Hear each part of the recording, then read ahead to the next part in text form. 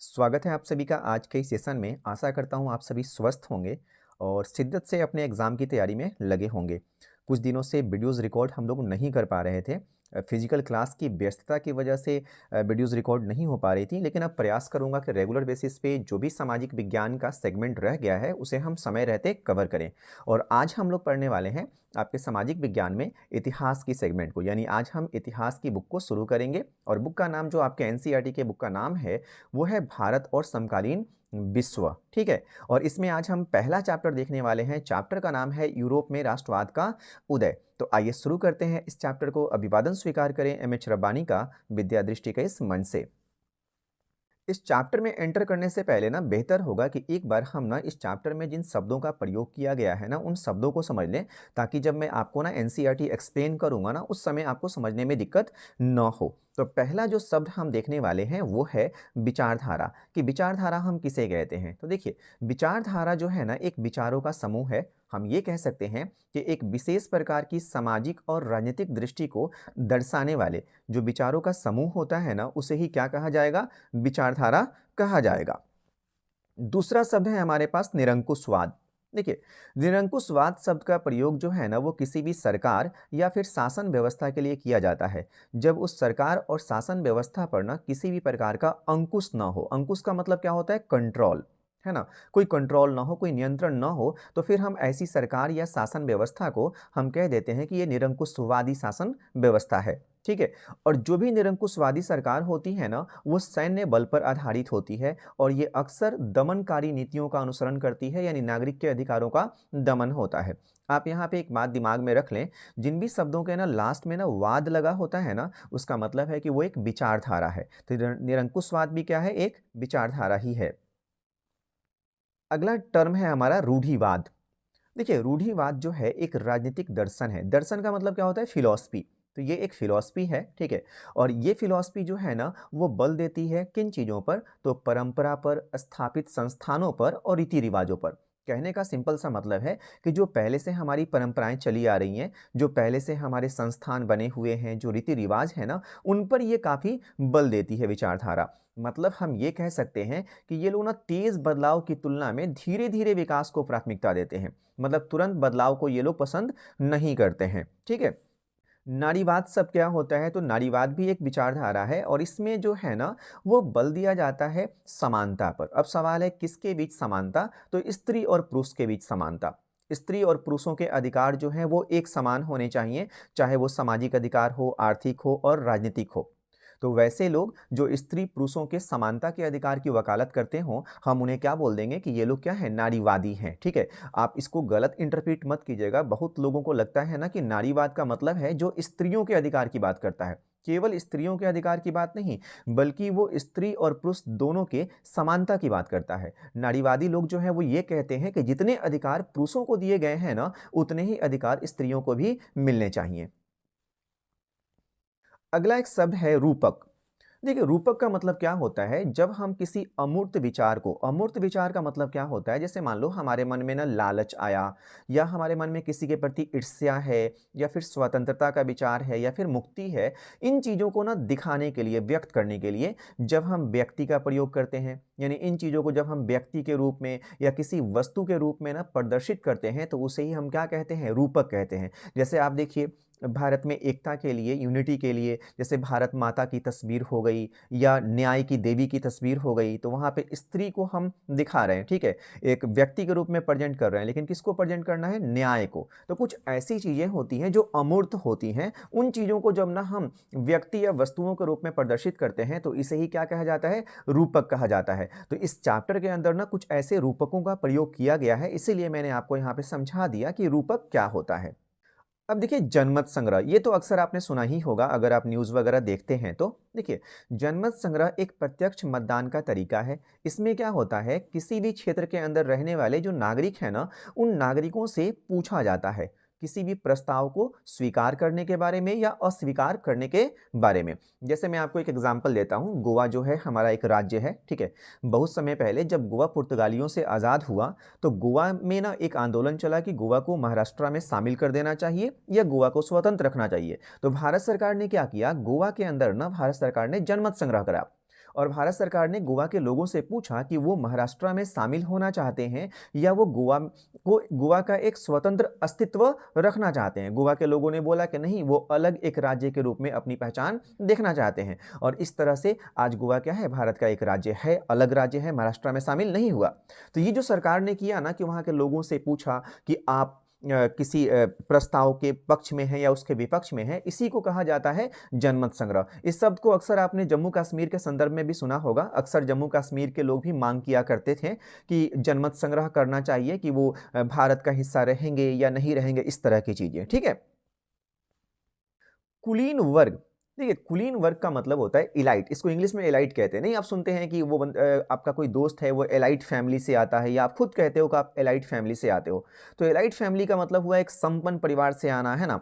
तो कुलीन वर्ग का प्रयोग इस चैप्टर में जो है ना वो जमीन के मालिकों के लिए किया गया है। वैसे लोग जिनके पास ना जमीन का मालिकाना हक था उनको कुलीन बोला गया है। और ये यूरोप महाद्वीप में ना एक शक्तिशाली वर्ग था। निरंकुशवाद, जैसे कि मैंने आपको पहले ही ये बता दिया है। उदारवाद क्या है? तो देखिए, उदारवाद जो है ना एक लातिनी भाषा का शब्द है, जो मूल शब्द है लाइबर। इससे बना हुआ है ये। एक्चुअल में ये शब्द क्या है, लिबर है। ठीक है। अब इसको कैसे प्रोनाउंस करेंगे, लातिनी भाषा का शब्द है। लातिनी आप समझते हैं क्या होता है? देखिए, जो उत्तरी अमेरिका और दक्षिणी अमेरिका महाद्वीप है ना, तो उत्तरी अमेरिका महाद्वीप का जो दक्षिणी इलाका है, यानी आप मैक्सिको से ले लीजिए, और पूरा जो दक्षिणी अमेरिका है ना, उन सबको मिलाकर लैटिन अमेरिका कहा जाता है। तो वहाँ की भाषा को हम लातिनी भाषा कहते हैं। तो उदारवाद जो है ना एक लातिनी भाषा का जो शब्द है ना लिबर, इससे बना है। और इसी से हम क्या निकालते हैं अर्थ इसका, लिबरलिज्म। इसका अर्थ क्या होता है, तो स्वतंत्रता होता है। ठीक है। और जो नए मध्यम वर्ग की बात इस चैप्टर में की गई है ना, ठीक है, उनके लिए उदारवाद का मतलब था कि व्यक्ति के पास क्या होनी चाहिए, आज़ादी होनी चाहिए, और कानून के समक्ष उनके पास समानता होनी चाहिए। आई होप आपको उदारवाद समझ में आया है। आप सिंपली अपने दिमाग में ये बात रखिएगा कि जो लोग उदारवादी होते हैं ना, वो स्वतंत्रता की वकालत करते हैं। वो चाहते हैं कि इंसान के ऊपर ज़्यादा प्रतिबंध न हो। रूमानीवाद क्या है? तो रूमानीवाद जो शब्द है ना, इसका प्रयोग एक सांस्कृतिक आंदोलन के लिए किया जाता है। ठीक है। और ये सांस्कृतिक आंदोलन जो है ना एक खास तरह की राष्ट्रीय भावना का विकास करना चाहता था। तो रूमानीवाद क्या है, इसके बारे में और डिटेल में ना हम आगे चैप्टर में जब एंटर करेंगे ना, तो हम वहां पे देख लेंगे।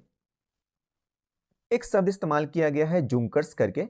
ये प्रसा जो है ना उसकी एक सामाजिक श्रेणी थी। ठीक है। अब आप कहेंगे ये प्रसा क्या है, तो मैं आपको मैप में ना ये सारे लोकेशन दिखाने वाला हूँ आगे चैप्टर के अंदर। तो वहाँ पे आपको ये प्रसा, ऑस्ट्रिया, इटली, पूरा का पूरा यूरोप जो है मैं आपको मैप में दिखा दूंगा। तो प्रसा में एक सामाजिक श्रेणी थी और उसी सामाजिक श्रेणी को जुंकर्स कहा जाता है। इसमें ना बड़े बड़े जमींदार जो है ना वो इसके मेंबर हुआ करते थे। इसी तरह जॉल्वेराइन की बात कर लेते हैं। जॉल्वेराइन जो है ना ये जर्मन शुल्क संघ था। ठीक है। और इसमें अधिकांश जर्मन राज्य शामिल थे। 1834 में प्रसा की पहल पर इसकी स्थापना हुई थी। और इसके द्वारा क्या किया गया, तो विभिन्न राज्यों के बीच जो शुल्क अवरोध थे, यानी जर्मनी के अधीन आने वाले जो राज्य थे ना, उनमें व्यापार जब होता था तो एक राज्य से दूसरे देश राज्य में जब सामानों को बेचा जाता था तो उसके लिए टैक्स देना पड़ता था। तो उसको इसने क्या किया, समाप्त कर दिया। इसके अलावा इसने एक और काम किया, मुद्राओं की संख्या जो है ना वो 2 कर दी। जो पहले कितनी थी, 20 थी। इस फैक्ट को याद रखिएगा, पहले मुद्रा की संख्या 20 थी और इसको कम करके इन लोगों ने कितना कर दिया, 2 कर दिया। तो जॉल्वेराइन को अक्सर ना जर्मनी के आर्थिक एकीकरण का प्रतीक माना जाता है। तो अगर आपसे एमसीक्यू में पूछा जाए, ठीक है, कि जर्मनी के आर्थिक एकीकरण का प्रतीक क्या था, तो ये जॉल्वेराइन संघ था। कुछ व्यक्तियों का नाम इसमें प्रयोग किया गया है। मैं पहले ही आपको उनके बारे में थोड़ा बहुत आइडिया दे देता हूं। ठीक है। एक नाम है जूसेपे मैत्सिनी का नाम। मैत्सिनी जो है ना ये इटली का एक महान क्रांतिकारी था और इसने ना यंग इटली नामक एक आंदोलन चलाया था। और इसके परिणाम स्वरूप क्या हुआ, इटली के एकीकरण की भावना को बल मिला। हम ये कह सकते हैं कि इटली के एकीकरण में मैत्सिनी का काफी महत्वपूर्ण योगदान रहा। ये राजतंत्र का ना घोर विरोधी था। इसी तरह एक दूसरा व्यक्ति है गैरिबॉल्डी। ठीक है। यह भी इटली का ही है, महान क्रांतिकारी है। और अभी जिसकी हमने बात करी ना मैत्सिनी की, ये मैत्सिनी का सहयोगी था और उसी का समकालीन था। समकालीन आपको समझ में आता है ना, मतलब सेम पीरियड का, सेम टाइम पीरियड का था। इसने ना एक लाल कुर्ती नामक सेना तैयार करी थी। क्या नाम है, लाल कुर्ती। ठीक है। और इसी की सहायता से इसने ऑस्ट्रिया को हराया था। इटली की स्वतंत्रता के लिए इसने कई सारे क्या किए, आंदोलन किए। यानी इटली के एकीकरण में मैथ्यूनी और गैरिबल्डी दोनों का योगदान रहा है। काबूर की बात कर लेते हैं। काबूर जो है उसे इटली का बिस्मार्क कहा जाता है। अब आप कहेंगे इसे इटली का बिस्मार्क क्यों कहते हैं? तो देखो, जर्मनी के लिए जो काम बिस्मार्क ने किया ना, वही काम काबूर ने इटली के लिए किया और इसीलिए इसे इटली का बिस्मार्क कह दिया जाता है। ये इटली का जो सार्डिनिया राज्य था ना, उसका प्रधानमंत्री था और यही वो व्यक्ति है जो सबसे पहले अपने राज्य को इटली में मिलाने का प्रयास करता है। यानी इटली के एकीकरण की कहानी जो है ना, वो काबूर के द्वारा शुरू की जाती है। बिस्मार्क की बात करें, ये जर्मनी के इतिहास में एक अद्वितीय स्थान रखता है, काफ़ी फेमस है, वहाँ फेमस था वहाँ पे। और जर्मनी के एकीकरण के लिए, यानी जो जर्मनी बटा हुआ था कई राज्यों में, उनको इकट्ठा करने के लिए इसने एक नीति बनाई थी जिसे हम रक्त और लौह की नीति कहते हैं। अब ये रक्त और लौह की नीति क्या है, आगे आपको डिटेल में समझाऊंगा मैं। और इसी के प्रयासों से जर्मनी का क्या हुआ, एकीकरण हुआ। तो आप ये बात दिमाग में रख सकते हैं कि जिस तरह से इटली के एकीकरण में काबूर की भूमिका रही, वैसे ही जर्मनी के एकीकरण में बिस्मार्क की भूमिका रही। अब आपके चैप्टर में ना कुछ महत्वपूर्ण प्रतीक हैं और उनके कुछ अर्थ क्या निकलते हैं वो हम देख लेते हैं, जो कि आपके ना एमसीक्यू में हेल्प कर सकता है। जैसे टूटी हुई बेरियां।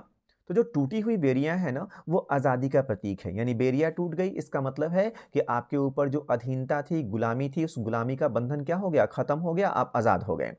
बाज छाप वाला कवच, ये जर्मन समुदाय क्या ना, एक शक्ति का प्रतीक था। इसी तरह बलूत पत्तियों का मुकुट जो है वो वीरता का प्रतीक था। तलवार जो है वो मुकाबले की तैयारी को इंगित करता है। तलवार पर लिपटी हुई अगर जैतून की डाली की बात करें तो ये शांति की चाह, यानी जो लोग शांति की इच्छा रखते हैं, शांति स्थापित करना चाहते हैं, उसका ये प्रतीक है। काला, लाल और सुनहरा तिरंगा जो है वो 1848 में उदारवादी राष्ट्रवादियों का ये झंडा था और इसे जर्मन राज्यों के ड्यूक्स ने प्रतिबंधित कर दिया था। इसी तरह उगते सूरज की जो किरणें हैं ना, ये एक नए युग की शुरुआत है। अब एक बात ख्याल कीजिएगा, हाल फिलहाल में जो पेपर के पैटर्न है ना, उसमें हिस्ट्री में ना आपको ना इमेज दिया गया रहता है और इमेज देखकर भी आपको पहचानना होता है। तो ये जिन भी चीज़ों की अभी हमने बात करी है ना, हो सकता है कि इनके ना आपको चित्र दिए गए हों और फिर पूछ दे कि ये किस चीज़ को इंडिकेट कर रहा है, तो आप इन चीज़ों को ख्याल कर लीजिएगा। अब मेटरनिक की हम बात करते हैं। देखिए, मेटरनिक जो है ना, वो ऑस्ट्रिया का चांसलर था, ठीक है। एक प्रतिक्रियावादी शासक था और इसने उदार विचारों का खुलकर दमन किया। और इसका ना एक स्टेटमेंट है जो कई बार पूछा जाता है। इसने बोला था कि जब फ्रांस छींकता है तो बाकी यूरोप को ना सर्दी जुकाम हो जाता है। तो ख्याल रखेंगे ये स्टेटमेंट कि जब फ्रांस छींकता है तो बाकी यूरोप को सर्दी जुकाम हो जाता है, ये किसने बोला था? मेटरनिक ने बोला था। अब हम चैप्टर में एंटर करते हैं। देखिए, ये जो चैप्टर है ना, ये चैप्टर एक चित्र के साथ शुरू होता है आपके एनसीईआरटी के अंदर। मैं इस वीडियोस के अंदर एनसीईआरटी को पूरा डिटेल में कवर करने वाला हूँ, ठीक है। कोई शॉर्टकट नहीं है, बिल्कुल डिटेल में हम कवर करेंगे, एक एक चीज़ को हम समझेंगे। अगर आप मेन टॉपिक देखना चाहते हैं तो आप मेन टॉपिक देख सकते हैं, या थॉरली आप पूरा चैप्टर भी पढ़ सकते हैं, ठीक है। तो फ्रेडरिक सरयू जो है ना, उसने एक चित्र बनाया और वहीं से ना ये चैप्टर शुरू होता है। तो पहले हम उस चित्र को समझते हैं। देखिए, फ्रेडरिक सरयू जो है ना, एक फ्रांसीसी कल्पनादर्शी चित्रकार था। कल्पनादर्शी, अब आपके दिमाग में ये सवाल आएगा कि ये कल्पनादर्शी किसे कहते हैं, तो इसके लिए एक और शब्द इस्तेमाल होता है, ध्यान से सुनिएगा, यूटोपिया। तो देखिए, कल्पनादर्शी हम वैसे लोगों को कहते हैं जो एक ऐसे समाज या ऐसे देश की कल्पना करते हैं जो कि व्यवहारिक तौर पे हो ही नहीं सकता। तो फ्रेडरिक सरयू जो है ना, वह भी क्या है, एक कल्पनादर्शी चित्रकार है और ये था कहाँ का, फ्रांस का। 1848 में इसने 4 चित्रों की ना एक श्रृंखला बनाई और उसी में से ना एक चित्र जो है ना, वो आपके बुक में दिया गया है। और उस चित्र के अंदर ये जनतांत्रिक और सामाजिक गणतंत्रों वाले सपनों के संसार की रचना करता है। मतलब एक ये ऐसी दुनिया की रचना करता है जो व्यवहारिक में ना उस वक्त में अस्तित्व में नहीं था। कैसी दुनिया? तो जनतांत्रिक यानी कि लोकतांत्रिक और सामाजिक गणतंत्र की तरह की दुनिया की ये रचना करता है। आप इस चित्र में देख सकते हैं, यही जो है सरयू के द्वारा बनाया गया चित्र है। इसमें अगर आप इसे नोटिस करें तो यहाँ पे ना एक प्रतिमा है, ठीक है? और इस प्रतिमा के हाथों में आप यहाँ देखिए मशाल है। वैसे ये चित्र उतनी अच्छी नहीं है, बट आपके बुक में कुछ ऐसा ही दिया गया है। यहाँ पे आप देखेंगे तो इस दूसरे हाथ में अधिकारों का घोषणा पत्र है। इसके अलावा आप देख लीजिए, यहाँ पे कई सारे देशों के ना झंडे दिख रहे हैं, ठीक है? बहुत सारे लोग हैं यहाँ पे ईसा मसीह को दिखाया गया है, ठीक है? यहाँ पे ईसा मसीह को दिखाया गया है। आप देख सकते हैं यहाँ पे देवदूत वगैरह, फरिश्ते वगैरह दिखाए गए हैं। तो आइए इस चीज़ को ना हम इंटरप्रेट करते हैं। देखिए, ये जो चित्र है ना, इस चित्र में जो लोग दिखाए गए हैं ना, वो यूरोप और अमेरिका के लोग दिखाए जा रहे हैं। और इसमें सभी उम्र और सामाजिक वर्ग के स्त्री पुरुष जो है ना, वो लंबी कतारों में खड़े हैं और वो वंदना कर रहे हैं। किसकी वंदना कर रहे हैं? तो वो स्वतंत्रता की प्रतिमा की वंदना कर रहे हैं। अब आप देख लीजिए, यहाँ पे स्वतंत्रता की प्रतिमा जो है ना, वो महिला के रूप में दिखाया गया है। तो इसे हम क्या कहेंगे? यहाँ पे एक रूपक का प्रयोग किया गया है। इस स्वतंत्रता को एक महिला के रूप में व्यक्त किया गया है। प्रतिमा के हाथों में अगर हम नोटिस करें ना, तो प्रतिमा के एक हाथ में ज्ञानोदय का मसाल है। इस हाथ में ज्ञानोदय का मसाल है और दूसरे हाथ में अगर हम नोटिस करें तो यहाँ पे क्या है? मानव अधिकारों की ना घोषणा पत्र है। और प्रतिमा के सामने जमीन पर जो निरंकुश संस्थान है, यानी वैसे संस्थान जिनके ऊपर किसी का अंकुश नहीं था, नियंत्रण नहीं था, यानी राजशाही की बात कर रहे हैं, वो सारे के सारे यहाँ पे क्या पड़े हुए हैं? ध्वस्त पड़े हुए हैं। और चित्र में दिखाया गया है दुनिया को अलग अलग राष्ट्रों में बटा हुआ, क्योंकि आप देख सकते हैं यहाँ पर अलग अलग राष्ट्रों के ना यहाँ पे आपको झंडे दिख रहे हैं। अब प्रतिमा के पास अगर झंडों के क्रम को देखेंगे ना, तो सबसे पहले यहाँ पे आपको संयुक्त राज्य अमेरिका और स्विट्जरलैंड जो है ना, वो इस जुलूस का नेतृत्व करते हुए दिखाई देंगे। क्योंकि उस समय तक संयुक्त राज्य अमेरिका और जो स्विट्जरलैंड है ना, वो राष्ट्र राज्य के रूप में अस्तित्व में आ चुके थे। तो यहाँ पे आप देख सकते हैं संयुक्त राज्य अमेरिका और स्विट्जरलैंड के फ्लैग्स को। इसके अब आगे बढ़ेंगे तो यहाँ पे फ्रांस जो है ना, अपना क्रांतिकारी तिरंगा के साथ प्रतिमा के पास जो है ना, अभी अभी पहुंचा है। यानी हाल फिलहाल में क्या हो रही है? फ्रांस में क्रांति हो रही है, ये इंगित कर रहा है। इसके पीछे जर्मनी के लोग हैं जो अपना काला, लाल और सुनहरा झंडा थामे हुए हैं। इसके बाद आप देखेंगे तो ऑस्ट्रिया है, सिसिली है, लंबार्डी, पोलैंड, इंग्लैंड, आयरलैंड, हंगरी, मतलब ये सारे वे देश हैं ना, जिन देशों में क्या हुआ? राष्ट्रवाद का उदय हुआ। और जिस क्रम में राष्ट्रवाद का उदय हुआ ना, उसी क्रम में इनके फ्लैग्स को यहाँ पे दिखाया गया है। यानी अमेरिका, स्विट्जरलैंड, देन फ्रांस, फिर जर्मनी। तो इस तरह से यहाँ पे राष्ट्रवाद का उदय होता है। इसके अलावा अगर आप नोटिस करें तो देखिए, इसमें ना स्वर्ग से ना ईसा मसीह को, संतों को, फरिश्तों को, इन सारे लोगों को ना यहाँ पे दिखाया गया है कि ये जितने भी घटनाक्रम हो रहे हैं ना, यानी यूरोप में जो राष्ट्रवाद का उदय हो रहा है, लोग वहाँ पे जागृत हो रहे हैं, इन सारी घटनाओं को ना स्वर्ग से जो ईसा मसीह हैं, संत हैं, फरिश्ते हैं, ये सारे लोग क्या कर रहे हैं? देख रहे हैं। अब चित्रकार ने इन सारी चीज़ों का प्रयोग क्यों किया? तो इनका प्रयोग किया ये दिखाने के लिए कि विभिन्न जो राष्ट्र है ना, उनमें भाईचारा, ठीक है? तो आप क्या कह सकते हैं कि चित्रकार ने इसका इस्तेमाल दुनिया के राष्ट्रों के बीच भाईचारे के प्रतीक के रूप में किया है। तो आई होप ये जो चित्र है ना, आपको इंडिकेशन दे रहा है कि इस चैप्टर में हमें पढ़ना क्या है। यूरोप में राष्ट्रवाद पढ़ना है, तो किस तरह से अलग-अलग देशों में अलग-अलग समय पर राष्ट्रवादी भावनाएं प्रबल होंगी और वहाँ के लोग जो हैं, वहाँ की राजशाही के खिलाफ में विरोध करेंगे और राजशाही जाएगी और लोकतांत्रिक सरकारें वहाँ पे आएगी। यही हमें इस चैप्टर में समझना है। अब एक व्यक्ति है जिसका नाम है अर्नस्ट रेन। अब अर्नस्ट रेन ने राष्ट्र के बारे में क्या कहा, ये हम समझते हैं। देखिए, अर्नस्ट रेन जो है ना, वो एक फ्रांसीसी दार्शनिक था और सोबोन विश्वविद्यालय में इसने ना एक व्याख्यान दिया और उसी व्याख्यान का ना शीर्षक था राष्ट्र क्या है। यानी उस व्याख्यान में ये राष्ट्र की ना परिभाषा बताता है। और देखिए, ये ना आलोचना करता है। किसकी आलोचना करता है? तो सामान्यतः जिस चीज को हम राष्ट्र कहते हैं, देखिए, राष्ट्र की एक सामान्य परिभाषा क्या होती है कि वह क्षेत्र जहां पे रहने वाले लोगों की ना एक समान पहचान हो। वो पहचान किस आधार पे हो सकती है? तो भाषा एक समान हो, एक समान नस्ल हो या धर्म हो, तो फिर उस क्षेत्र को ना राष्ट्र कह दिया जाता है। लेकिन ये जो अर्नस्ट रेन है ना, ये इस बात की आलोचना करता है। वो कहता है कि राष्ट्र जो है ना, समान भाषा, नस्ल, धर्म या क्षेत्र से नहीं बनता है, बल्कि राष्ट्र कैसे बनता है? राष्ट्र लंबे प्रयासों से बनता है, त्याग से बनता है, निष्ठा से बनता है। यानी लंबे प्रयासों, त्याग और निष्ठा का चरम बिंदु क्या होता है? राष्ट्र होता है। इसी व्याख्यान में रेने जो है ना वो बताता है कि जो राष्ट्रीय विचार है उसका आधार क्या है। तो ये कहता है राष्ट्रीय विचारों के ना दो आधार होते हैं। एक क्या है, शौर्य और वीरता से युक्त अतीत, यानी हमारा जो इतिहास है ना वो बहादुरी वाला वीरता वाला इतिहास हो। इसके अलावा महान पुरुषों के नाम और गौरव। रेने के अनुसार राष्ट्र के लिए क्या शर्त है, यानी रेने अपने इस व्याख्यान में यह भी स्पष्ट करता है कि हम किस क्षेत्र को राष्ट्र कहेंगे, ठीक है, या किसी क्षेत्र विशेष के अंदर रहने वाले जो लोग हैं ना वहाँ पे कौन कौन सी विशेषताएं होनी चाहिए जिसे हम राष्ट्र कह सकते हैं। तो वो बताता है कि एक ऐसा क्षेत्र जिनमें रहने वाले लोगों का जो अतीत में गौरव होना वो एक समान हो, वर्तमान में उनकी एक समान इच्छा हो, संकल्प भी एक जैसा होना चाहिए, साथ में मिलकर महान काम करना और आगे ऐसे काम करने की उनके मन में क्या हो, इच्छा हो। ये सभी किसी क्षेत्र विशेष में रहने वाले एक जनसमूह के रूप में होने चाहिए। तो जिन भी क्षेत्रों में ये सारी विशेषताएं होंगी उसे रेने क्या कहता है, राष्ट्र कहता है। और फाइनली रेने जो है ना इसमें राष्ट्र की परिभाषा भी देता है। वो कहता है कि राष्ट्र जो है ना एक बड़ी और व्यापक एकता है और उसका अस्तित्व जो है ना वो रोज होने वाले जनमत संग्रह पर टिका हुआ है।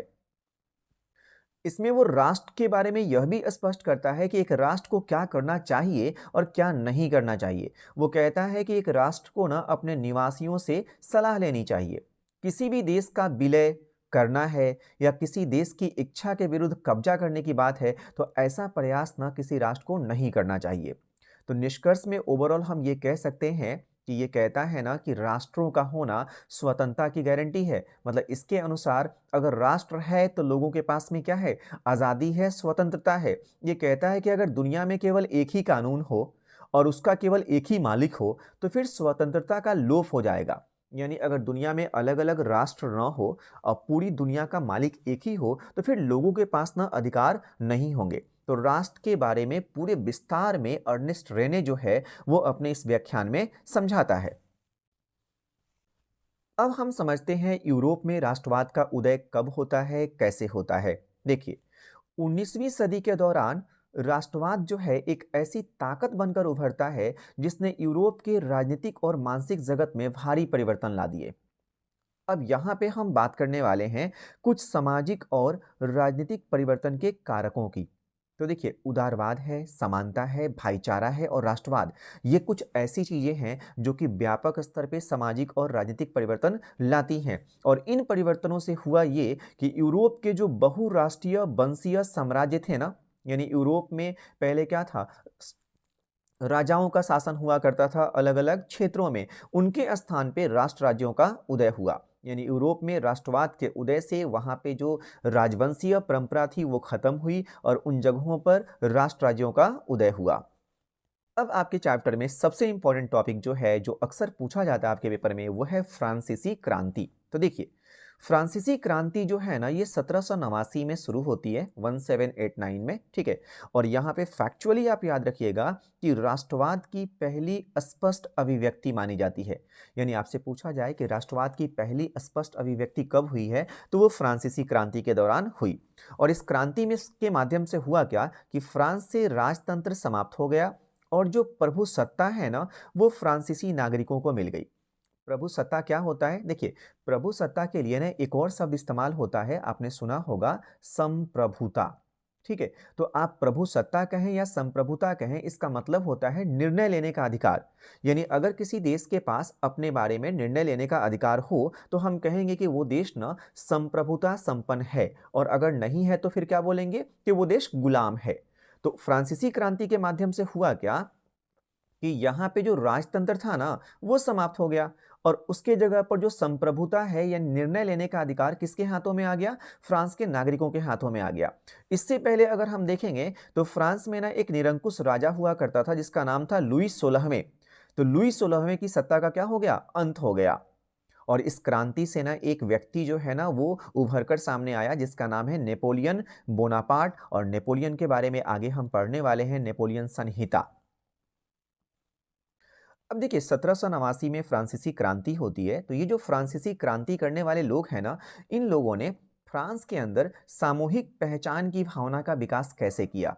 अगर हमसे ये पूछा जाए कि फ्रांसीसी लोगों के बीच सामूहिक पहचान की भावना का विकास कैसे हुआ, तो इसके लिए जो क्रांतिकारी थे ना फ्रांस के, उन्होंने कुछ स्टेप्स उठाए, कुछ कदम उठाए। क्या-क्या कदम उठाए? तो देखिए, इन्होंने लोगों को ना पितृभूमि के नाम पर, नागरिक विचारों के नाम पर, इन सारी चीज़ों के नाम पर उन्होंने जोड़ने का प्रयास किया। इसके अलावा इन्होंने क्या किया, जो इनका पहले से पुराना राष्ट्रीय झंडा था ना, उस पुराने राष्ट्रीय झंडे की जगह इन्होंने एक नया फ्रांसीसी झंडा तिरंगा की तरह का चुना। इसके अलावा इन लोगों ने एक सभा का गठन किया, ठीक है? और वो सभा किसने चुनी? सक्रिय नागरिकों ने चुनी। यानी सारे नागरिकों ने मिलकर नहीं, बल्कि कुछ नागरिकों ने मिलकर एक सभा का गठन किया और उसका इन लोगों ने नाम दिया नेशनल असेंबली। ख्याल रहे, पहले नेशनल असेंबली को ये लोग स्टेट जनरल कहा करते थे, यानी स्टेट जनरल अब क्या बन जाता है? नेशनल असेंबली बन जाता है, ठीक है? जो क्रांतिकारी है ना, ये शहीदों का गुणगान करते हैं, राष्ट्रीय गीत गाते हैं या फिर शपथ पत्र जो है, इन सब के माध्यम से फ्रांस के लोगों के बीच में एक समान पहचान या सामूहिक पहचान की भावना का ये लोग विकास करते हैं। इसके अलावा एक केंद्रीय प्रशासनिक व्यवस्था लागू करते हैं, जिसमें सभी नागरिकों को ना एक समान कानून के अधीन लाया जाता है। जो आयात और निर्यात होता था ना आंतरिक स्तर पे, उस पे जो भी टैक्स वगैरह लगता था, शुल्क, उसको ये लोग समाप्त कर देते हैं। जो माप-तौल की इकाई होती है, उसके लिए एक समान माप-तौल की इकाई की व्यवस्था की जाती है। अलग-अलग बोलियों के स्थान पर जो पेरिस में बोली जाने वाली फ्रेंच भाषा थी ना, उसको प्रोत्साहित किया जाता है। तो ये सारे प्रयास हैं जिनके माध्यम से फ्रांसीसी क्रांतिकारी जो हैं वो फ्रांस के लोगों के बीच में ना सामूहिक पहचान की भावना का विकास करते हैं। अब आइए हम बात करते हैं नेपोलियन संहिता के बारे में। देखिए, नेपोलियन जो है ना वो अपने शासन वाले क्षेत्रों में अपने शासन व्यवस्था को कुशल बनाने के लिए उसने अनेक सामाजिक और प्रशासनिक सुधार किए और उन्हीं सामाजिक और प्रशासनिक सुधारों की प्रक्रिया में उसने ना 1804 में, कब की बात है?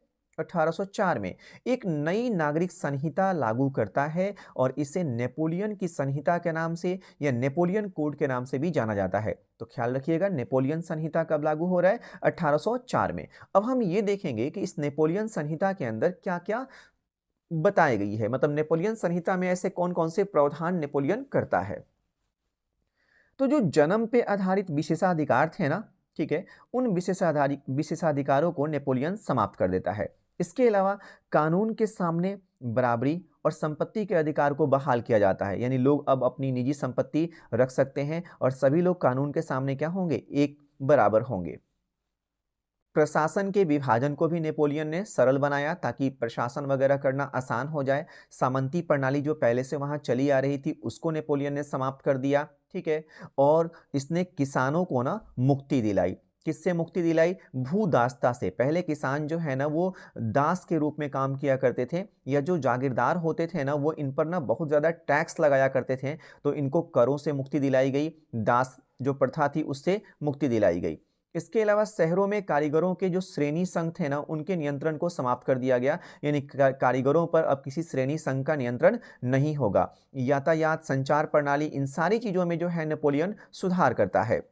एक समान कानून व्यवस्था और माप तौल के एक समान पैमानों से हुआ क्या, व्यापार जो है काफ़ी सुविधाजनक बन गया। पूरे देश में इसने क्या करी, एक ही राष्ट्रीय मुद्रा प्रचलित की और इससे भी क्या हुआ, व्यापार को बढ़ावा मिला। तो ओवरऑल हम ये कह सकते हैं कि नेपोलियन ने क्या किया, जो प्रशासनिक क्षेत्र है ना उसमें इसने क्रांतिकारी सिद्धांतों का समावेश किया और इसने पूरी व्यवस्था को क्या कर दिया, अधिक कुशल और तर्कसंगत बना दिया। तो अगर ओवरऑल हमें ये बताना हो कि नेपोलियन संहिता से क्या क्या सुधार हुए, तो आप ये कह सकते हैं कि जो ग्रामीण प्रशासनिक व्यवस्था थी ना उसमें सुधार हुआ, जो शहरी क्षेत्र है ना उसमें सुधार हुआ और व्यापार में सुधार हुआ। तो कई बार नेपोलियन कोड पूछा गया है, तो आप नेपोलियन संहिता के माध्यम से क्या क्या प्रावधान नेपोलियन करता है उन्हें आप जरूर याद कर लें। अब हम बात करते हैं जो फ्रांसीसी क्रांतिकारी है ना उनके द्वारा राष्ट्रवाद के विचार का प्रसार कैसे किया गया। यानी फ्रांस में क्रांति होती है, राष्ट्रवादी विचारधारा का प्रसार जो है फ्रांस में होता है, लेकिन अब फ्रांस से बाहर राष्ट्रवाद के विचार का प्रसार कैसे होगा, यानी दुनिया के दूसरे देशों में, विदेशों में ये क्रांतिकारी राष्ट्रवादी विचारधारा का प्रसार कैसे करेंगे। तो देखिए, फ्रांस में जब क्रांति हुई ना तो फ्रांस के क्रांतिकारियों ने ये घोषणा किया कि ये लोग ना यूरोप के लोगों को ना मुक्त कराएंगे। यानी यूरोप में बहुत से ऐसे इलाके थे जहां खुद ही कुछ यूरोपीय शक्तियों ने गुलाम बना रखा था उन इलाकों को। तो ये फ्रांसीसी क्रांतिकारी जो है ये घोषणा करते हैं कि जो फ्रांस है वो यूरोप के लोगों को मुक्त कराएगा। ठीक है। इसके अलावा ये कहते हैं कि जो भी जन समूह है ना, अगर वो राष्ट्र के रूप में संगठित होना चाहते हैं तो फ्रांस उनकी सहायता करेगा। और ये जो भी घटनाएं फ्रांस के अंदर हो रही है ना, जब इनके समाचार विदेशों में पहुंचे तो वहां पे जो छात्र थे, शिक्षित मध्य वर्ग था, इन लोगों ने क्या किया, वहां पे जैकोबिन क्लब वगैरह की स्थापना करने लगे। और इससे क्या हुआ कि फ्रांसीसी सेनाओं के लिए विभिन्न देशों में प्रवेश का रास्ता तैयार हो गया। यानी फ्रांसीसी सेनाओं का विभिन्न देशों में प्रवेश मिलना आसान हो गया। और 1790 के दशक में ये सेनाएं जो है ना, यानी कि जो फ्रांस की क्रांतिकारी सेनाएं हैं, वो हॉलैंड जाती हैं, बेल्जियम जाती हैं, स्विट्जरलैंड, इटली में जाती हैं। और जब ये वहाँ जाती हैं तो ये अपने साथ में राष्ट्रवाद के विचार को भी लेकर जाती हैं। और इस तरह से पूरी दुनिया में इन्होंने क्या कर दिया, राष्ट्रवाद के विचार का प्रसार कर दिया। तो अगर आपसे पूछा जाए कि फ्रांसीसी क्रांतिकारियों द्वारा राष्ट्रवाद के विचार का प्रसार कैसे किया गया, तो आप यहाँ से बता सकते हैं। अब सवाल है कि ये फ्रांसीसी क्रांतिकारी जो हैं दुनिया के विभिन्न इलाकों में जाते हैं, ठीक है, उन इलाकों पर धीरे धीरे अपना नियंत्रण करते हैं। तो वहाँ के जो स्थानीय लोग हैं ना, वो किस तरह की प्रतिक्रिया देते हैं फ्रांसीसी शासन के खिलाफ। तो देखिए, फ्रांस द्वारा जीते हुए जो भी इलाके थे ना, वहाँ पे स्थानीय लोगों की फ्रांसीसी शासन के प्रति जो प्रतिक्रिया रही ना, वो मिलीजुली प्रतिक्रिया रही। जैसे कुछ इलाके ऐसे हैं जहाँ पे ना फ्रांसीसी सेनाओं का ना स्वागत किया गया। वो इलाके कौन से हैं? तो आप हॉलैंड की बात कर लें, स्विट्जरलैंड है, या फिर ब्रुसेल्स है, मेज, मिलान, वारसा। ये सारे ऐसे इलाके हैं जहाँ पे फ्रांसीसी क्रांतिकारियों का और फ्रांस की सेना का स्वागत किया गया। अब इसका एक कारण था। इसका कारण ये था कि इन लोगों को लगता था ना कि ये सेनाएं जो है ना, इन्होंने उन्हें स्वतंत्रता का उपहार दिया है। मतलब पहले ये गुलामी के जंजीरों में बंधे हुए थे और यही सेनाएं हैं जिन्होंने इन्हें क्या किया, स्वतंत्रता का उपहार दिया है। लेकिन तुरंत ही इनका जो ये उत्साह है, यानी जिस उत्साह के साथ फ्रांसीसी सेनाओं का ये सारे के सारे देश के लोग जो हैं स्वागत करते हैं, तुरंत ये लोग क्या बन जाते हैं, इनके शत्रु बन जाते हैं। अब सवाल है कि जिन देशों ने फ्रांसीसी सेनाओं का या फ्रांसीसी क्रांतिकारियों का स्वागत किया, वो फिर दुश्मन क्यों बन जाते हैं? तो इसके लिए कुछ कारण थे। वो कारण क्या है? देखिए, फ्रांस ने जिन भी इलाकों पर नियंत्रण किया ना, नियंत्रण के बाद उन इलाकों में इन्होंने क्या करी, करों में वृद्धि कर दी। वहां पे इन्होंने कठोर सेंसरशिप लागू कर दिया। यानी कुछ भी अगर आपको छापना है, प्रकाशित करना है तो अनुमति लेना पड़ेगा। लोगों को बलपूर्वक फ्रांसीसी सेना में ये लोग भर्ती करने लगे और इस वजह से स्थानीय लोगों की अंदर फ्रांसीसी सेना और फ्रांसीसी क्रांतिकारियों के प्रति नाराजगी बढ़ती है और फिर ये लोग क्या हो जाते हैं, उनके दुश्मन हो जाते हैं। अब हम समझने वाले ये हैं कि आज का जो यूरोप है, और जबकि यूरोप के बारे में हम पढ़ रहे हैं, हम कब के यूरोप की बात कर रहे हैं, हम बात कर रहे हैं 18वीं शताब्दी के यूरोप। तो आज के यूरोप और उस समय के यूरोप में क्या फ़र्क है? तो देखो, आज का जो यूरोप है ना, उसमें जितने भी देश हैं ना, वो आपको राष्ट्र राज्य की तरह दिखते हैं। लेकिन 18वीं शताब्दी का जो यूरोप था ना, वैसे राष्ट्र राज्य नहीं थे जैसे कि आज हैं। ठीक है। इसके अलावा अगर आप देखेंगे, जैसे आप जर्मनी की बात करें, इटली, स्विट्जरलैंड, इन सब में क्या था, राजवंश था, या कहीं पर डचों ने नियंत्रण कर रखा था, कैंटन्स में बटे हुए थे ये। मतलब शासकों के ना ये स्वायत्त क्षेत्र थे, अलग अलग क्षेत्रों में अलग अलग शासक यहाँ पे शासन किया करते थे। जो पूर्वी और मध्य यूरोप है, वहाँ वो तो पूरा का पूरा निरंकुश शासकों के अधीन था। और इन प्रदेशों में ना तरह तरह के लोग रहते थे। उनमें कोई आपस में ना सामूहिक पहचान की भावना नहीं थी। वो अपने आप को ना एक समान संस्कृति का अंग भी नहीं मानते थे। अलग-अलग भाषा बोलते थे, विभिन्न जातीय समूहों में बटे हुए थे। यानी जिस तरह का यूरोप हमें आज दिखता है ना, वैसा यूरोप 18वीं शताब्दी में नहीं था। उस समय का यूरोप राष्ट्र राज्य नहीं है, कई सारे राजवंशों का वहाँ पे शासन है, कैंटन में बटा हुआ है, कई सारे शासकों के वहाँ पे स्वायत्त क्षेत्र हैं। वहाँ के लोग जो हैं अलग-अलग तरह के हैं, उनकी सामूहिक पहचान अलग है, वो अपने आप को एक समान संस्कृति का अंग नहीं मानते हैं, अलग-अलग भाषा बोल रहे थे और अलग-अलग जातीय समूहों में बटे हुए थे। उस समय के यूरोप में ना एक साम्राज्य हुआ करता था जिसे ना हैब्सबर्ग साम्राज्य के नाम से जाना जाता है। एक बहुत बड़े इलाके पर ना इस साम्राज्य का नियंत्रण था, लेकिन इसमें भी अगर आप देखिएगा ना तो काफ़ी विविधता थी। ऑस्ट्रिया, हंगरी, इन सब पर इनका नियंत्रण था। ठीक है। ये पूरा का पूरा साम्राज्य जो है विभिन्न क्षेत्रों और जन समूहों से मिलकर बना हुआ था। जैसे एल्प्स के टिरोल की बात कर लें, इसमें ऑस्ट्रिया शामिल था। सुडेटेड लैंड शामिल था, बोहेमिया का इलाका है, ये सारे के सारे इलाके जो है ना हैब्सबर्ग साम्राज्य में शामिल थे। अब यहाँ पे मार्केबल बात क्या है कि यहाँ के जो कुलीन लोग थे ना वो अधिकांशतः क्या बोलते थे, जर्मन भाषा। यानी अभी तक हमने जिन भी इलाकों की बात करी, यानी टिराल की बात करी, ऑस्ट्रिया, बोहेमिया, इन सभी इलाकों में जो लोग हैं ना वहाँ के कुलीन वर्ग हैं, जो संपन्न वर्ग है, वो कौन सी भाषा बोल रहा है, जर्मन भाषा बोल रहा है। लेकिन अब लोम्बार्डी और वेनेसिया में देखिएगा ना तो वहाँ के लोग जो है ना वो इतालवी भाषा बोल रहे हैं। वैसे ही आप हंगरी में आइएगा तो यहाँ पे लोग मैग्यार भाषा बोल रहे हैं, जबकि शेष लोग जो हैं वो अलग अलग तरह की बोलियों का प्रयोग कर रहे हैं। ग्लिसिया में देखिएगा तो वहाँ पे लोग पोलिश भाषा का प्रयोग कर रहे हैं। कहने का मतलब है कि एक बड़ा सा साम्राज्य है और उस साम्राज्य का कई सारे इलाकों पर नियंत्रण है, लेकिन उन इलाकों में रहने वाले लोगों की भाषाएं क्या हैं, अलग अलग है। इन प्रभावशाली समूहों के अतिरिक्त हैम्सबर्ग साम्राज्य जो है ना उसकी सीमा रेखाओं के भीतर बड़ी संख्या में खेती करने वाले लोग रहते थे और इन खेती करने वाले लोगों को ना भूदास कहा जाता था। अब ये भूदास देखिए कौन कौन से हैं। उत्तर के जो बहीमियन है ना वहाँ पे उत्तर में बहीमियन और स्लोवाक हैं।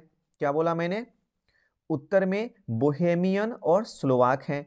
कार्निओला में स्लोवेंस हैं। दक्षिण में क्रोएट। पूरब की ओर अगर आप ट्रांसिल्वेनिया में रहने वाले लोगों की बात करें, राउमन लोग, तो ये सभी लोग क्या थे, भूदास थे, यानी कृषि दास के रूप में काम करते थे। और इन सभी समूहों को आपस में बांधने वाला केवल एक ही तत्व था और वो तत्व था सम्राट के प्रति सबकी निष्ठा। यानी जिस साम्राज्य की अभी हमने बात करी, हैम्सबर्ग साम्राज्य की, इस साम्राज्य के अंदर अलग अलग भाषा और अलग अलग जनसमूह के लोग रहते हैं और वो सारे लोगों की निष्ठा किसके प्रति है, तो सारे लोगों की निष्ठा जो है सम्राट के प्रति है।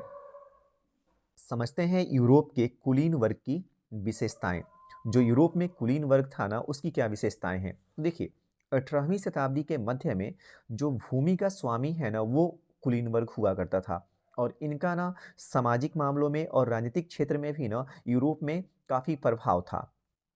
और ये जो कुलीन वर्ग है ना इनके विभिन्न परिवारों के बीच में ना वैवाहिक संबंध स्थापित होते थे और इन वैवाहिक संबंधों की वजह से ना इनके प्रभाव क्षेत्र में और अधिक वृद्धि हो जाती थी। ग्रामीण क्षेत्रों की अगर आप बात करेंगे तो वहाँ पे जो बड़ी बड़ी जागीरें होती थी या जो संपत्तियाँ होती थी उन पर भी इन्हीं का अधिकार होता था। शहरी इलाकों में जो बड़ी बड़ी हवेलियाँ होती थी वो भी इन्हीं के मालिकाना हक में आती थी। अगर हम यहाँ के राजनीति की बात करें तो उन राजनीति पे इनका प्रभुत्व था और बड़े बड़े पदों पर ना यही कुलीन वर्ग जो है आसीन होते थे। और जो उच्च वर्ग है या कुलीन वर्ग है इनकी जो भाषा उस वक्त हुआ करती थी वो फ्रेंच भाषा ज़्यादातर ये लोग बोला करते थे। तो कुलीन वर्ग की विशेषता में आप इनमें से जो भी पॉइंट्स यहाँ बताए गए हैं वो आप मेंशन कर सकते हैं। अब हम बात करते हैं उदारवादी राष्ट्रवाद के आदर्श। यानी उदारवादी जो है ना वो राष्ट्रवाद के बारे में क्या सोचता है। तो जो उदारवादी लोग हैं ना वो राष्ट्रवाद के संदर्भ में तीन तरह के विचार रखते हैं, राजनीतिक, सामाजिक और आर्थिक। तो इनके राजनीतिक विचार क्या है, सबसे पहले हम ये देखते हैं। ये लोग निरंकुश राजतंत्र को और पादरी वर्ग को जो विशेषाधिकार दिया गया था ना उसका ये लोग विरोध करते थे। ये एक ऐसी सरकार बनाना चाहते थे जो सबकी सहमति से बने और ये चाहते थे कि कानून के सामने सबको क्या मिले, बराबरी मिले। लेकिन ध्यान रहे, कानून के सामने बराबरी की बात तो करते थे लेकिन इनका ये विचार नहीं था कि सबको ना मताधिकार मिले, यानी सबको वोट देने का अधिकार मिले, इसकी बात नहीं करते थे। केवल ये बोलते थे कि कानून के सामने क्या होना चाहिए, सभी एक समान होना चाहिए। सामाजिक विचारों की बात करें तो उदारवादी जो हैं वो प्रेस की स्वतंत्रता पे बल दे रहे थे। इनका मानना था कि लोगों को ना संगठन बनाने की आज़ादी होनी चाहिए। आर्थिक विचारों के स्तर पे देखा जाए तो ये बाजार की मुक्ति की बात कर रहे हैं। कह रहे हैं जो बाजार है ना वो मुक्त होना चाहिए, उस पर शासक का नियंत्रण नहीं होना चाहिए और जो वस्तु और पूंजी का आवागमन होता है उस पे किसी भी प्रकार का टैक्स नहीं लगाया जाना चाहिए। और ये इस बात के भी पक्षधर थे कि संपत्ति का, निजी संपत्ति का अस्तित्व होना चाहिए। तो उदारवादी जो हैं वो अपने राष्ट्रवाद के अंदर कुछ राजनीतिक, सामाजिक और आर्थिक विचार रखते थे।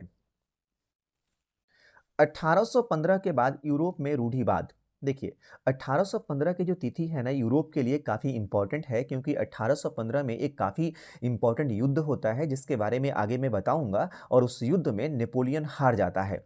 ठीक है, नेपोलियन के खिलाफ बहुत सारे लोग जो हैं वो मिलकर लड़ते हैं, बहुत सारे शासक मिलकर लड़ते हैं और उसमें वो नेपोलियन को पराजित कर देते हैं। इसके बाद जो यूरोप की सरकारें वहाँ पे आती हैं ना उनमें ना रूढ़िवाद की भावना जो है वो प्रबल हो जाती है और ये रूढ़िवादी ये मानते हैं कि राज्य की बात कर लें या फिर हम समाज की बात कर लें, दोनों में जो पहले से स्थापित पारंपरिक संस्थाएं हैं, जैसे कि राजतंत्र है, चर्च है, समाज में जो ऊंच-नीच की भावना थी, संपत्ति और परिवार को लेकर जो भी पहले से संरचनाएं बनी हुई हैं, वही दोबारा से स्थापित हो जानी चाहिए।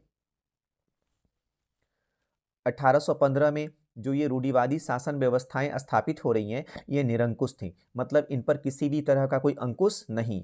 ये लोग ना आलोचना और असहमति को बिल्कुल बर्दाश्त नहीं करते थे। इन्होंने उन गतिविधियों को दबाने का प्रयास किया जो निरंकुश सरकारों की वैधता पर सवाल उठाती थी। तो एक तरह से नेपोलियन के हारने के बाद यूरोप में रूढ़िवाद जो है वो काफ़ी प्रबल हो गया। अब आइए आपके चैप्टर का एक और इम्पॉर्टेंट टॉपिक। आपके इस चैप्टर में ना 2-3 टॉपिक जो है ना वो काफ़ी इम्पॉर्टेंट है और अक्सर पूछे जाते हैं। जैसे कि हमने फ्रांसीसी क्रांति की बात करी, नेपोलियन संहिता की बात करी और अभी हम समझने वाले हैं वियना संधि। तो देखिए, ये जो वियना संधि है ना 1815 में ब्रिटेन, रूस, प्रसा और ऑस्ट्रिया इनके प्रतिनिधियों के बीच में एक समझौता होता है और इसी समझौते को हम कहते हैं वियना संधि। आप समझ सकते हैं यही वो चारों देश हैं जिन्होंने मिलकर किसको हराया? नेपोलियन को हराया। ठीक है। इस सम्मेलन की अध्यक्षता जो है वो ऑस्ट्रिया का चांसलर था उस समय का, मेटरनिख। मेटरनिख ने इसकी अध्यक्षता करी और इन सभी राष्ट्रों के प्रतिनिधियों ने मिलकर जो संधि तैयार की ना उसे ही वियना संधि के नाम से जाना जाता है। तो आपने यहाँ पे क्या जाना कि 1815 में ब्रिटेन, रूस, प्रसा और ऑस्ट्रिया के बीच में एक समझौता होता है, ठीक है? और इस समझौते को ही हम वियना संधि के नाम से जानते हैं और ये जो समझौता हो रहा है, उस समझौते के तहत जो अध्यक्षता है, वो अध्यक्षता कौन कर रहा है? तो ऑस्ट्रिया का चांसलर है ड्यूक मेटरनिख। अब देखते हैं कि वियना संधि के ना उद्देश्य क्या थे। तो देखिए, वियना संधि तैयार करने वाली जो भी यूरोपीय शक्तियां थी ना, उन्होंने ही मिलकर क्या किया था? नेपोलियन को हराया था। तो इस संधि का लक्ष्य मुख्य रूप से नेपोलियन द्वारा किए गए परिवर्तनों से ही संबंधित थे। अब ये क्या उद्देश्य थे? तो इनका पहला लक्ष्य था कि नेपोलियन के युद्धों द्वारा यूरोप में हुए परिवर्तनों को समाप्त करना। यानी नेपोलियन ने युद्ध करके यूरोप के अंदर जिन भी क्षेत्रों पर नियंत्रण किया हुआ है, उन परिवर्तनों को ये समाप्त करना चाहते थे। इसके अलावा ये उन राजवंशों को दोबारा से स्थापित करना चाहते थे जिन्हें नेपोलियन ने हटा दिया था या नेपोलियन ने जिन्हें पराजित कर दिया था। यूरोप में ये नई रूढ़िवादी व्यवस्था स्थापित करना चाहते थे। अब हम समझते हैं कि वियना कांग्रेस द्वारा क्या परिवर्तन किया गया। तो वियना कांग्रेस जो है ना वो निम्न परिवर्तन करती है। वो फ्रांसीसी क्रांति के दौरान जो बुर्बो वंश की समाप्ति हो गई थी ना, उस वंश को दोबारा से ये सत्ता सौंप देती है। फ्रांस में जो नेपोलियन द्वारा जीते गए प्रदेश थे ना, वो प्रदेश सारे छीन लिए जाते हैं। फ्रांस की सीमाओं पर कई नए राज्य बनाए जाते हैं और ये नए राज्य इसलिए बनाए जाते हैं ताकि फ्यूचर में फ्रांस न अपनी सीमाओं का विस्तार न कर सके। मैं आपको अभी ये भी बता देता हूँ कि ये फ्रांस की सीमाओं पर कौन-कौन से नए राज्य ये लोग बनाते हैं। देखिए, वियना कांग्रेस द्वारा स्थापित जो नए राज्य हैं, जो इन्होंने फ्रांस की सीमाओं के प्रसार को रोकने के लिए बनाया था, इसमें उत्तर में अगर आप देखेंगे ना, तो जो नीदरलैंड का राज्य था ना, इसमें किसको शामिल कर दिया गया? बेल्जियम को शामिल कर दिया गया। दक्षिण में जो पिडमांट था, ठीक है, उसमें इन लोगों ने जिनेवा को शामिल कर दिया। पश्चिमी सीमाओं में प्रसा को इन्होंने एक महत्वपूर्ण प्रदेश दे दिया। इसी तरह ऑस्ट्रिया को इन्होंने उत्तरी इटली का नियंत्रण सौंप दिया। पूरब में रूस को इन लोगों ने पोलैंड का एक भाग दिया और उसी तरह प्रसा को सैक्सनी का एक भाग मिला। यानी नेपोलियन के अधीन जितने भी क्षेत्र आते थे, उन सारे क्षेत्रों को एक तरह से कहा जाए बंदर बाट की तरह इन लोगों ने आपस में बांट लिया और मतलब कि फ्रांस की सीमाओं के चारों तरफ इन्होंने नए नए राज्य स्थापित किए ताकि भविष्य में फ्रांस का ना प्रसार न हो सके। लेकिन एक बात आप ख्याल रखिए, वियना कांग्रेस ने नेपोलियन द्वारा स्थापित 39 राज्यों के जर्मन महासंघ को बना रहने दिया। तो जो जर्मन महासंघ पहले से बना हुआ था, उसको इन लोगों ने समाप्त नहीं किया। अब वियना कांग्रेस की मुख्य समस्याएं क्या थी, या हम यूं कहें कि वियना कांग्रेस को कौन-कौन सी चुनौतियों का सामना करना पड़ा। तो पहला जो चुनौती था इनके सामने वो था नेपोलियन द्वारा विजित प्रदेशों को पुनः स्थापित करना।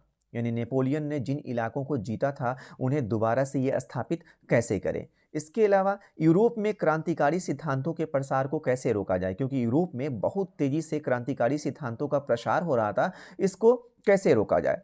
यूरोप में पोप और चर्च के प्रभाव को पुनः कैसे स्थापित किया जाए और फ्रांस पे जो युद्ध की क्षतिपूर्ति डालनी थी वो कैसे निर्धारित किया जाए, यानी कितना युद्ध की क्षतिपूर्ति फ्रांस से वसूला जाए। तो ये सारी समस्याएं थीं। वियना कांग्रेस के जो मुख्य उद्देश्य थे ना, इन समस्याओं का समाधान करना तो था ही, लेकिन इसके अलावा यूरोप में शांति कैसे स्थापित करें हम, फ्रांस को उसकी आरंभिक सीमाओं तो कैसे सीमित किया जाए, फ्रांस को शक्तिशाली देशों द्वारा कैसे घेरा जाए, या यूरोप में शांति संतुलन किस प्रकार से कायम होगा, ठीक है, या भविष्य में नेपोलियन की तरह कोई और यूरोप की शांति भंग करने के लिए न आ जाए। ये सारी समस्याओं का सामना वियना कांग्रेस कर रही थी, या वियना कांग्रेस के सामने ये सारी एक तरह से क्या थी, चुनौतियां थीं। अब हम बात करते हैं वियना कांग्रेस की कार्यप्रणाली। वियना कांग्रेस की कार्यप्रणाली के बारे में आप पढ़ेंगे ना तो आपको हंसी आएगी कि बताइए एक इतना बड़ा सम्मेलन जो होता है, समूह है, और वो इस तरह से काम करता है। इनकी कार्यप्रणाली ना बिल्कुल विचित्र थी। इसमें न तो कोई प्रस्ताव प्रस्तुत होता था और न ही मतदान होता था। और फैसला लेना होता है तो प्रस्ताव आता है, फिर उस पर चर्चा होती है, फिर मतदान होता है, देन निर्णय होता है।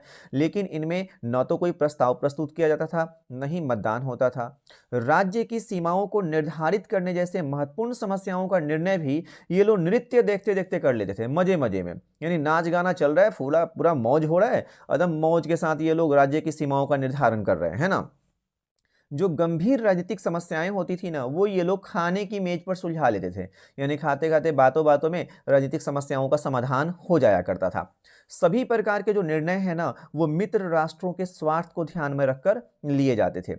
यहाँ तक कि कांग्रेस का कोई निश्चित सभापति भी नहीं था। अब सोच लीजिए, आप एक समूह हो, आपके समूह का कोई सभापति नहीं है, ठीक है। इसी तरह जो ऑस्ट्रिया है, प्रशा, इंग्लैंड, ठीक है, इनका ना कांग्रेस में बड़ा प्रभाव था। इन देशों के प्रतिनिधि जैसा चाहते थे वैसा ही होता था। निर्बल राष्ट्रों का अगर संबंध है, जो कमजोर राष्ट्र थे ना, उनका तो कांग्रेस में कोई महत्व ही नहीं था। तो वियना कांग्रेस के काम करने का तरीका बड़ा अजीब सा था, है ना। गंभीर मसलों पे भी ये लोग मजे मजे में निर्णय ले लिया करते थे।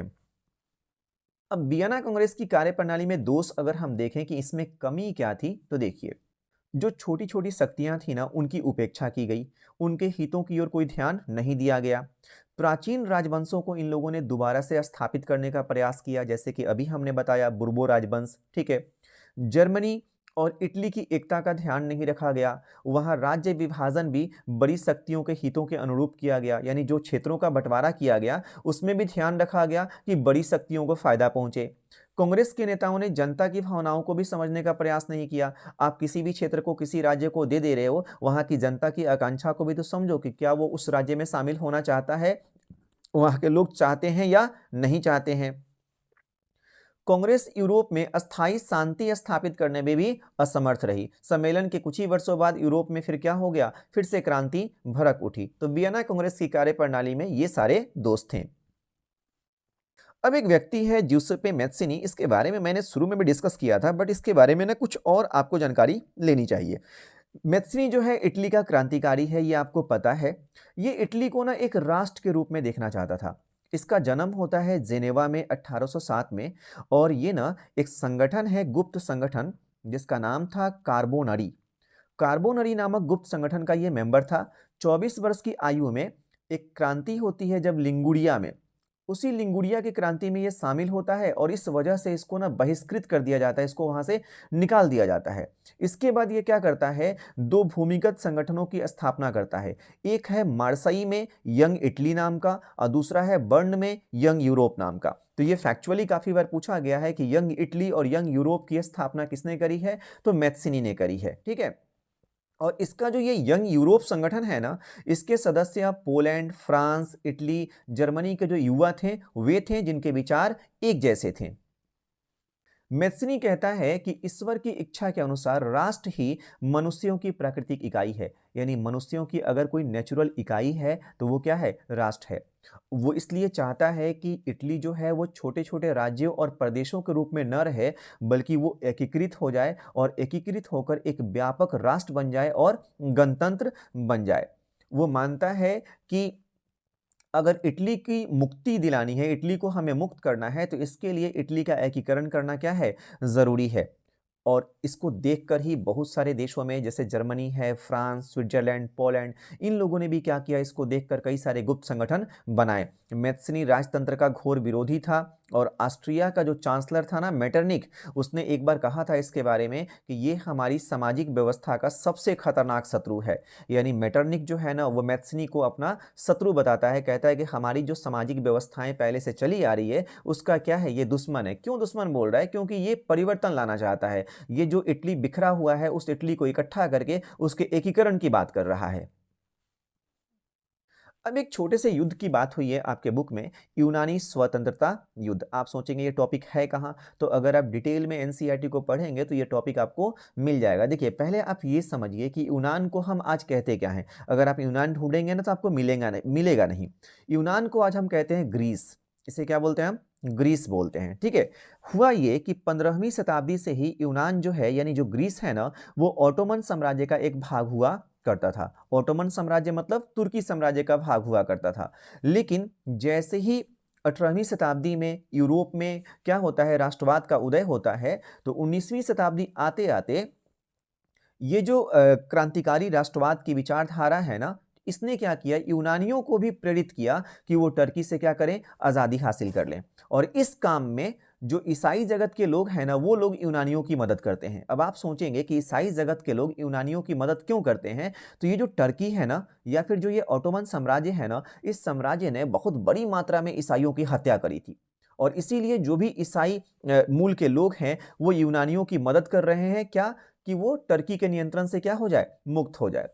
यूनानियों ने अपनी स्वतंत्रता के लिए 1821 में ना संघर्ष शुरू कर दिया, और इसी प्रक्रिया के दौरान कई जगहों पर क्या हुआ, ईसाई लोगों का ना एक बड़ी मात्रा में ना वध किया गया, ईसाई लोगों का। अब आप समझ सकते हैं क्यों वध किया गया? क्योंकि ईसाई लोग जो हैं वो यूनानियों को प्रमोट कर रहे हैं। जो ईसाई लोग हैं वो यूनानियों को सहायता दे रहे हैं कि वो क्या हो जाएं, ऑटोमन साम्राज्य से आज़ाद हो जाएं। इसीलिए ऑटोमन साम्राज्य जो है एक मुस्लिम साम्राज्य है, और वो क्या करता है, ईसाइयों की हत्या करता है। और इसको देखकर हुआ क्या, इंग्लैंड, फ्रांस, रूस, ये सारे के सारे देश जो है ना वो यूनान का साथ देने लगे, क्योंकि इन सारे देशों में कौन रहते हैं, अधिकतर यहाँ के लोग ईसाई हैं। और फिर ये संघर्ष चलता रहा, और फाइनली 1832 ईस्वी में एक संधि होती है, याद रखिएगा, कुस्तुनतुनिया की संधि। और इस संधि के माध्यम से टर्की जो है, टर्की जिसे आप तुर्की कहते हो, टर्की ने क्या किया, यूनान को आज़ाद कर दिया, और इस तरह से यूनान जो है एक स्वतंत्र राष्ट्र के रूप में इसे मान्यता मिली। तो ख्याल रखेंगे कि यूनान किस तरह से स्वतंत्र होता है, और फिर यूनान और टर्की के बीच में कौन सी संधि होती है, तो कुस्तुनतुनिया की संधि होती है। अब एक सवाल है कि यूरोप में राष्ट्रवाद के विकास में संस्कृति की क्या भूमिका रही? तो यूरोप में जो राष्ट्रवादी विचारधारा का प्रसार हुआ ना या विकास हुआ, उसमें संस्कृति की महत्वपूर्ण भूमिका रही। और इसमें आप 3 शब्द ख्याल रखेंगे, रूमानीवाद, स्थानीय बोलियां तथा लोक साहित्य, और भाषा। अगर इसे डिटेल में हमें एक्सप्लेन करना हो तो आइए मैं आपको समझाता हूँ।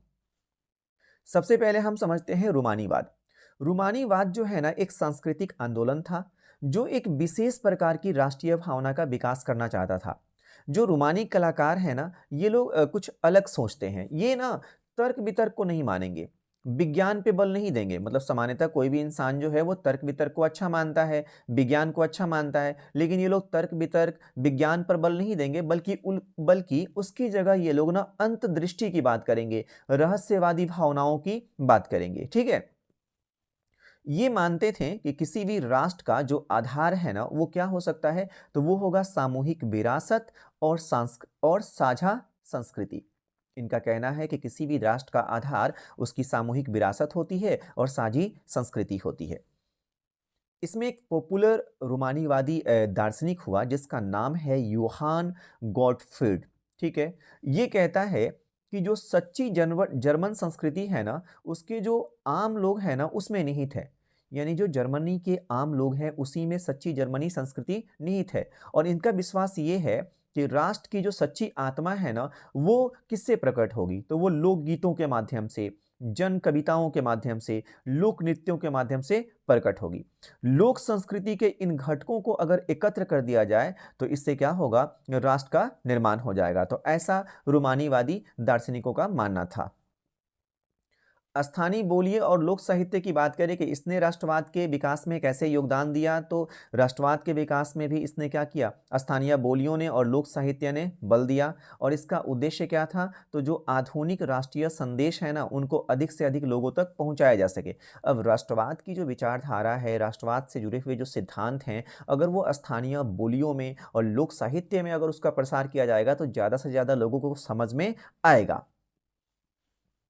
इसी तरह भाषा जो है उसने भी राष्ट्रीय भावना के विकास में महत्वपूर्ण भूमिका निभाई। जैसे मैं एग्जाम्पल से आपको समझाता हूँ, आपके बुक में ये एग्जाम्पल दिया गया है कि जब रूस के अधीन पोलैंड से पोलिश भाषा को हटाया गया तो रूस के विरुद्ध क्या हो गया, सशस्त्र विद्रोह हो गया, लोगों ने विरोध करना शुरू कर दिया। तो इस तरह से भाषा के आधार पे भी उस क्षेत्र के लोग जो हुए ना, वो संगठित हुए।